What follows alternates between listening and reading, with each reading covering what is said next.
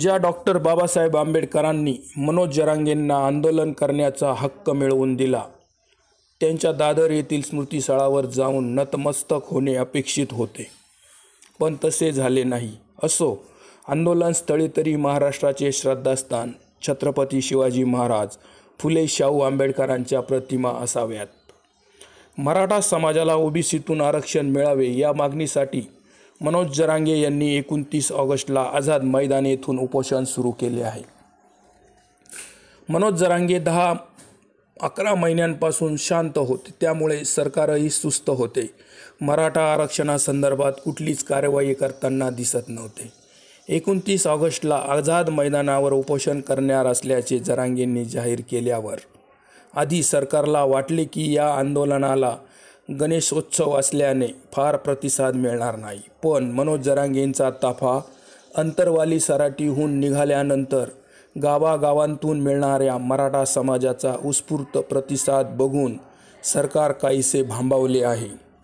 आंदोलनाला आधी परवानगी नाही, नंतर एकच दिवसाची परवानगी, 5000पेक्षा जास्त लोक नको, या मैदानावर अन्न शिजवता येणार नाही, अशा वेगवेगळ्या अटी-शर्ती घालून परवानगी दिली.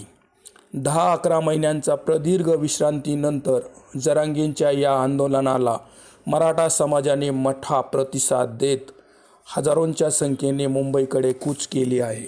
मनोज जरांगेंनी मुंबईत आंदोलनात जाण्यापूर्वी शिवनेरी येथे जाऊन छत्रपती शिवाजी महाराजांच्या स्मृतिस्थळावर नतमस्त होऊन पुढे मुंबईकडे प्रयाण केले. शिवाजी महाराज ही राज्यातील, देशातील प्रत्येक नागरिकांची अस्मिता आहे, श्रद्धास्थान आहे.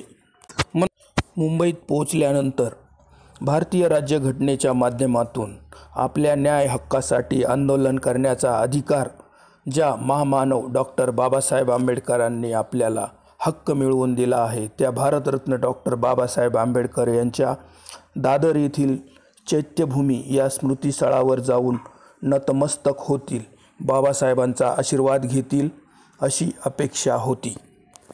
परंतु जरांगे त्यांच्या व्यस्त कार्यक्रमामुळे त्या ठिकाणी जाऊ शकले नाही. बाबासाहेबांनी या देशातील प्रत्येक नागरिकाला, मग तो गरीब असो, श्रीमंत असो, महिला असो की पुरुष असो, राज्यघटनेच्या माध्यमातून समानतेचा अधिकार मिळवून दिला आहे. राज्यघटनेच्या माध्यमातून प्रत्येक नागरिकाला आपापल्या हक्कासाठी, मागणीसाठी, न्यायासाठी आंदोलन करण्याचा अधिकार मिळवून दिला आहे.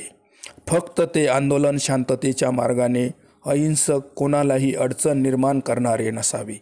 त्यानुसार देशात, राज्यात जे कोणीही आपल्या न्याय हक्कांसाठी आंदोलन करतात, ती केवळ आणि केवळ डॉक्टर बाबासाहेब आंबेडकरांनी या देशातील नागरिकांस दिलेली देणगीच आहे. बाबासाहेब आंबेडकरांचे कार्य देशाच्या दृष्टीने फार मोठे आहे. देशातील प्रत्येक घटकासाठी त्यांनी राज्यघटनेच्या माध्यमातून तरतूद केली आहे. आरक्षणासंदर्भात देखील राज्यघटना तयार करताना तत्कालीन काळात मराठा समाजालाही त्यांनी आरक्षणाची भूमिका घेतली होती. पण तेव्हा जमीनदार अन पुढारलेल्या मराठा समाजाने आरक्षण नाकारले होते. बाबासाहेब दूरदृष्टीचे महामानव होते.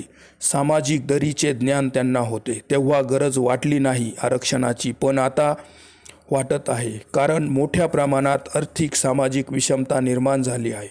बाबासाहेबांच्या या कार्यामुळे जवळपास सगळेच आंदोलन करणारे आंदोलक, ग्रामस्थ आवर्जून बाबासाहेब आंबेडकर व शिवाजी महाराजांच्या प्रतिमा समोर ठेवून आंदोलन करत असतात.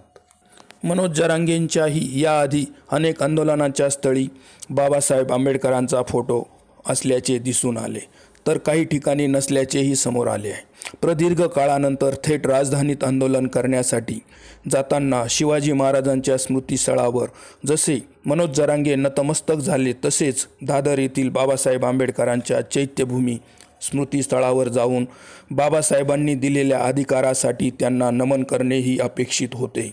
पण तसे काही घडले नाही.